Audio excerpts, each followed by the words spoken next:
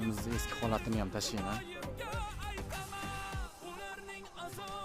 Biz ustamiz.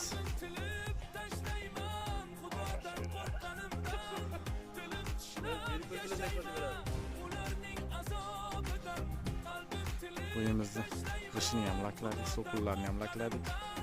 Hozir quyosh yo'q, shuni hisobiga lak yaxshi ko'rinmayapti. Mana svet yorug'ini o'zida ham ko'rsalaringiz bo'ladi, qanchalik effekt berishini.